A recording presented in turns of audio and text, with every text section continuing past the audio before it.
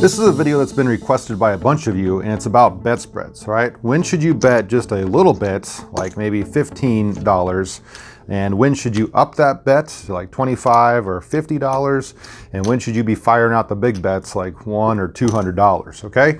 And so in this video, what I'm gonna do is I'm gonna use a software called CVCX, all right? This is a little bit expensive, and it is only available on Windows computers.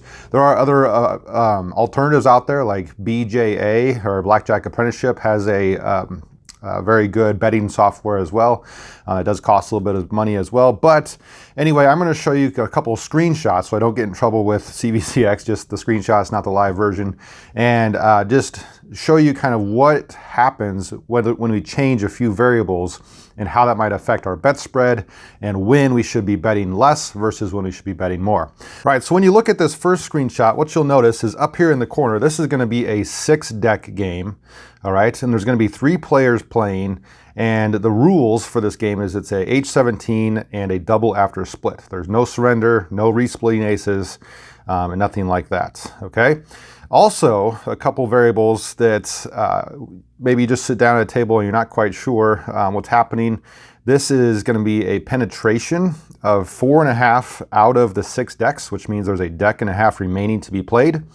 And if you were to just kind of play a 1 to 10 bet spread, all right, I have it over here as the bet spread. If you're to be playing a 1 to 10 bet spread, starting at the minimum bet for what this table allows over here, which is $15, and you were to go from 15 to 150, you would notice that if you start at 15 when you have a true count of 1, all right, so you're back counting until then, you would not be playing. These are 0, right? You're on the count of 0 or negative, you're not playing, but you jump in when there's a true count of 1, and you would play where you have $15 for at that spot. When the true count goes up to 2, this next row, you would be firing out $25, $50 at a true 3, $75 at a true 4, $100 at a true 5, and then $125 at a true 6, and then at a true 7, you finally max out at $150. That's a little bit unrealistic because usually we like to cap that around 6, not 7. And so you wouldn't be increasing your bets anymore after that. But other than that, if you look what would be happening, you're playing, 120 rounds per hour. Down here at the bottom, there are two of these columns I want you to pay attention to. First off is this one. This is your win rate per hour on average, okay? On average. So down here, we're the white column, or white row, I guess. This is just under $25 an hour. And that's not too bad, okay? $25 an hour if you're playing something like this.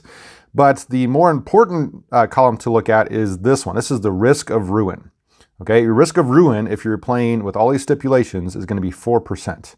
Now, one other variable that I have not gone over yet is your bankroll in this situation is $10,000. I really don't suggest you playing or counting cards in blackjack if you have a bankroll less than that. Is it possible? Yes, it is. You have to be just very, very careful.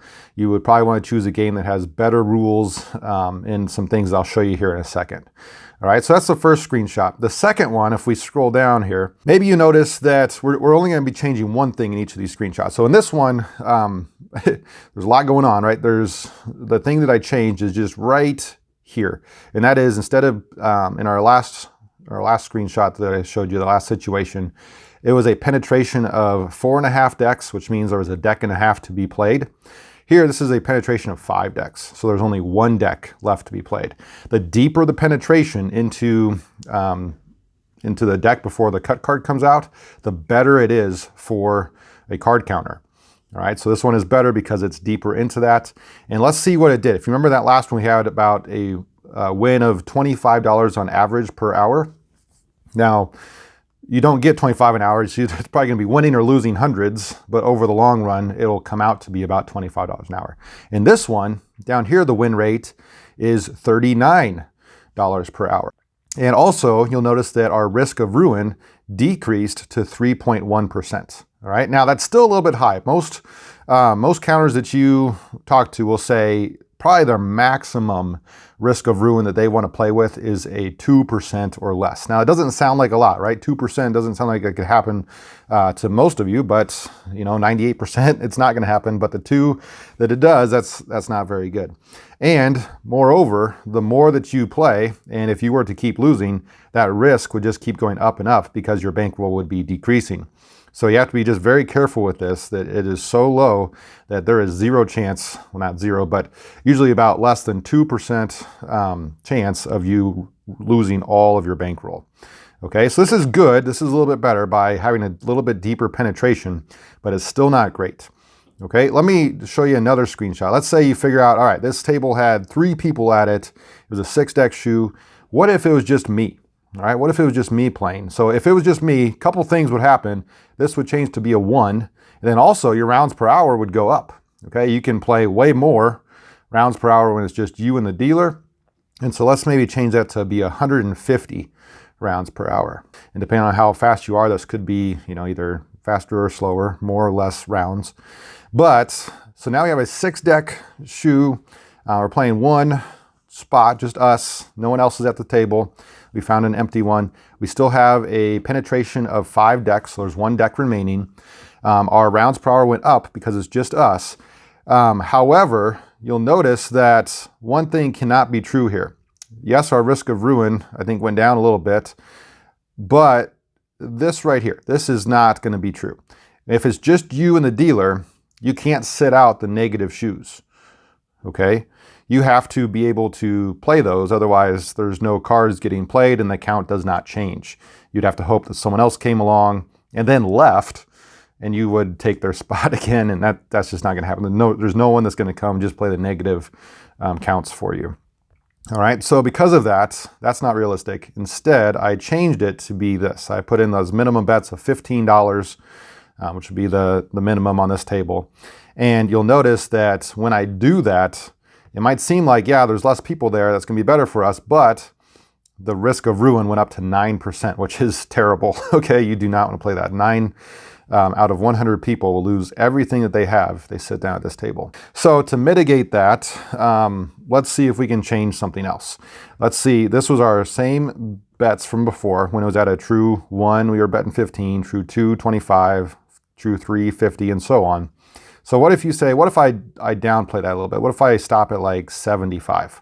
So this next screenshot, or I guess I stopped at 100. This next screenshot, you can see I stop at $100 at a true 5. So this is no longer a spread of 1 to 10. It would be a little less than 1, or a little bit more than 1 to 6, where you start at 15 and you go to $100. This does bring down your risk of ruin slightly, but it's still right around at 9% when you're playing a 6-deck shoe where you're the only one at the table. Have that same penetration, but it's just not really feasible to do that. Okay, so what you might want to think about is how can you get that risk of ruin low? So far, the best one, I think, yeah, so I want to show you. I want to go back to, this one was the best situation that we had that was actually realistic, where it was a 6-deck shoe, a few other people playing, so we could wong in and out, is what's called wonging. And at a true 1, we come in with our minimum bet of 15 and so on. That gets us down to 3%. What could I do to this situation that would help me get that risk of ruin below 2%, or maybe even closer to 1? And one thing that you might find that you could do is increase your bankroll. All right, all these situations have been with a $10,000 bankroll. And if you could just, set aside or save up for a few more months, maybe you could get this to be closer to like $25,000. All right. In fact, that's the last screenshot that I want to show you here, is this one. Now, when you have a bankroll of $25,000, let's say you're the only one at this table. So you do have to play through these negative counts. I did leave off this last one. If it gets low enough, you might not want to play that table. But if it gets high here, you can actually bet a little bit more. And notice our risk of ruin, it is down to 1.5%, which is incredible. All right, that's very good. Some people might argue you want it even less than that, which, that's fine. You could adjust your bets a little bit. But more importantly, look at your win rate per hour. This is now up to $75 an hour just by increasing our bankroll a little bit. So a couple things is, one, you have your brains that allows you to do the card counting, but two, you also have your bankroll. If you lose any of those, your brains or your bankroll, hopefully you don't lose your brains, but you could lose your bankroll, and that would make this situation a lot more tough, and your risk of ruin would skyrocket.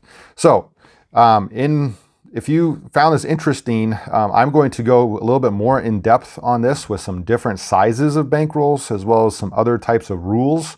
And that's going to be over on my Patreon, which is going to be going live this Friday, which is January 12th. And so until then, you can hopefully kind of think through this situation. But otherwise, guys, until next time, this is A1 Blackjack.